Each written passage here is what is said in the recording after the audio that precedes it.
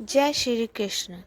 नामदेव जी एक दिन ठाकुर जी के दर्शन करने गए। उन्होंने सोचा मंदिर में बहुत भीड़ है और पादुका बहुत मुश्किल से मिली है। वह दैन्य और गरीब थे। उन्होंने एक कपड़े में पादुका को लपेटकर अपनी कमर पर बांध लिया। निराले होते हैं भगवान के भक्त, उनको बादशाह से भी कुछ नहीं चाहिए था, लेकिन वो अपनी पादुका से असक्त हो गए। महापुरुषों की लीला ठाकुर जी ही जाने।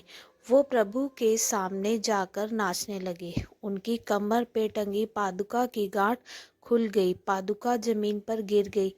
ये देखकर ठाकुर जी के पुजारियों ने उन्हें बाहर जाने के लिए बोला, लेकिन वो तो भाव में खोए हुए थे, तो उन्होंने सुना ही नहीं। इस पर पुजारियों ने उन्हें 5-7 थप्पड़ मारे और मंदिर से बाहर निकाल दिया। उन्होंने ये भी कह दिया कि आज के बाद यहाँ दर्शन करने मत आना। नामदेव जी ठाकुर जी से कहा, अब मैं तुम्हारे सामने बैठूंगा ही नहीं, मैं मंदिर के पीछे जाकर शांति से कीर्तन करूंगा।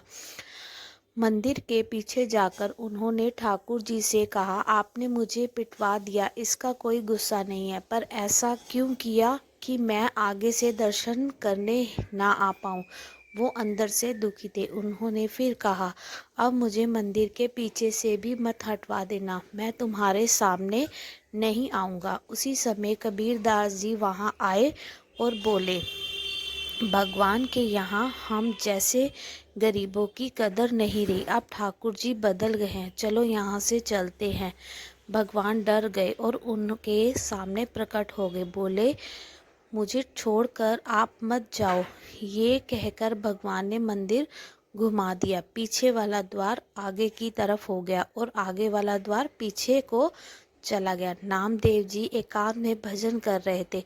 उनके घर में आग लग गई। ये सूचना उन्हें देने के लिए कुछ लोग वहां आए। लोगों ने उनकी सहायता करने के लिए जो सामान बच सकता था उसे बाहर निकाल के रख लिया। जब वह घर पहुंचे तो उन्होंने सोचा कि आग में भी तो मेरे प्रभु ही हैं।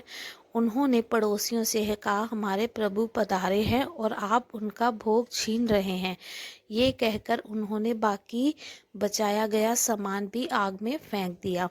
लोगों ने सोचा कि अब कोई इनकी मदद नहीं करेगा, इनको ठंड में रात से बाहर नहीं रहने दे। हमें कितनी मुश्किल से आग में झुलस कर वह सामान बचाया था और उन्होंने उसे वापस आग में डाल दिया। उन्हें क्या पता कि प्रभु जिसके प्रीतम है उसके लिए कुछ भी दुर्लभ नहीं है। वह निश्चिंत होकर उसी राख की ताप में लेट गए। प्रभु ने नामदेव जी के लिए एक नई कुटिया बना दी। सबसे सुंदर और सुगंधित सामग्री से उनकी कुटिया बनी। समय रुक्मणी जी ने उनकी कुटिया बनाने में सहायता की। उस कुटिया से एक दिव्य सुगंध आ रही थी, जिससे पूरे गांव के लोग वहां आने लगे। गांव वाले नामदेव जी से पूछने लगे कि कितने रुपए लगे हैं ऐसी कुटिया बनाने में, हम सब बनवाना चाहेंगे। नामदेव जी ने कहा, बहुत महंगी है। अपने अपने घर से बाहर निकलकर हर चीज को आग लगा दीजिए और अपने जले हुए घर के बाहर बैठकर कीर्तन कीजिए, फिर हमारा मालिक स्वयं आकर मुफ्त में आपकी कुटिया बना देगा। जिसने वैराग्य रूपी अग्नि में अपनी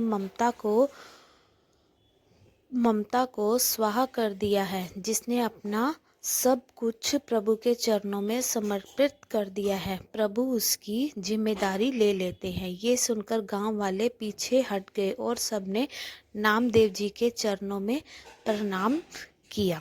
जय श्री कृष्ण।